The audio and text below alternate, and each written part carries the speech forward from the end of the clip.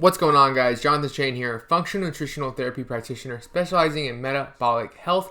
Now, something I'm going to add that I usually don't add is USA Track and Field certified and flexologist training professional. I know how to stretch people, basically. I'm adding those two credentials I normally don't add to these videos because today we're going to be talking about something different than what we have been talking about. We're going to make a little shift, okay? And as you clicked on this video because you read the title, do you need carbs to run? If you're new, thanks. Thanks for being here, bud. We appreciate you.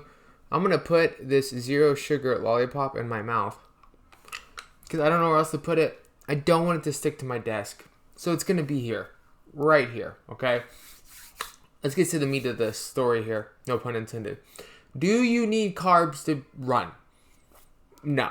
The answer is no, and definitely no. Just no, no, no, no, no, no, no. No, you don't. No, you don't. Now, am I speaking about this from an anecdotal place, meaning observations of personal experience and clientele, etc.? Yes.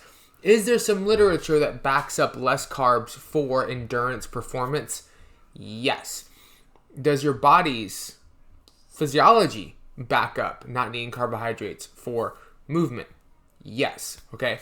There's some nuance here that we need to go through, but do you need carbs to run, to move your legs in a consistent endurance-based environment? The answer is no. No, you don't. Your body has creatine, it has phosphate, it has fatty acids, and it has glycogen. You do not need carbohydrates exogenously in order to run. You could be on a ketogenic diet, on a low-carb diet, with minimal carbs, less than 50 grams total, and go outside, and if you have the aerobic capacity, the fitness to do it, you could go run 3 miles.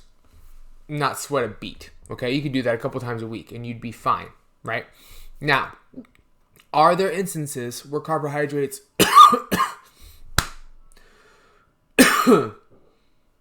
Sorry. Are there instances where carbohydrates can be beneficial for running? The answer is yes. Most definitely yes. When you are training a lot, and I mean a lot, okay? You're running 6 to 8 hours a week. You're cross-training 2 to 3 hours a week. You're putting in a lot of mileage. You're lifting a lot of pounds. This can be too glycogen demanding. So you need some carbohydrates to help replenish glycogen because replenishing glycogen uses gluconeogenesis, which is a stressful situation. When it is normal and efficient, it is very, very, very little. It's marginal, so it's not a big deal. But when you start to really stretch that due to endurance training plus cross training, and then just add on top of that, we've talked about this with women on this channel. If you're a woman, on top of that, I mean, you are just ripping through cortisol and glycogen, just ripping through them, okay? And so exogenous carbohydrates can be good for blunting that cortisol response and replenishing glycogen exogenously so your body doesn't have to stress out doing it endogenously. I actually have a video on this, how I used carbs to help me burn fat. I go into depth about all of this in that video. But there is times and places. Now, the benefit, though, is that if you are low-carb, fat-adapted, ketogenic athlete, you don't need as many carbohydrates, right? And so it's super easy to get in a little bit, and it goes a long way. I always say if your runs are over an hour long, you want to shoot for 30 grams of carbs per hour. This could be in the form of whatever. Berries, I mean, wherever you want to get them from. Generally, just stick to whole foods. Let me also preface, this is genetic too. Majority of people. There are people, depending on fatty acid utilization, muscle impairment. Like Dr. Anthony J talks about this. There are certain people with certain genetics where they just are more efficient. And so you'll find people that run 100 milers that don't need any carbs at all, right? And so there are people out there like that. But I found in my experience that the average low-carb, fat-adapted athlete, when they start to push themselves over hour-long runs multiple times a week, plus cross-training, they get in a situation where on training days at the minimum, 30 carbs an hour of their runs. So if you run for 2 hours, it's 30 grams or 60 grams of carbs for that training session. Goes a long way. You might find, though, on some recovery days, you need a little bit more to help replenish glycogen. So then the question becomes, really, kind of ended on this question. Well, John, if you need some carbs, why not just stay as a high carb athlete? Why even go keto? Because if you time the carbs right, again, you go watch the other video.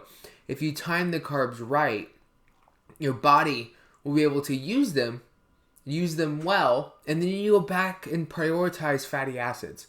So you're getting the benefits of ketones in your bloodstream, of high nutritional ketosis.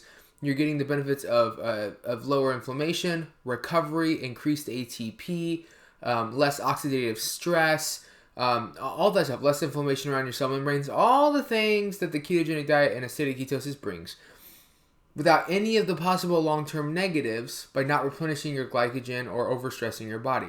And so you're playing that pendulum swing, right? And you're getting the most of both.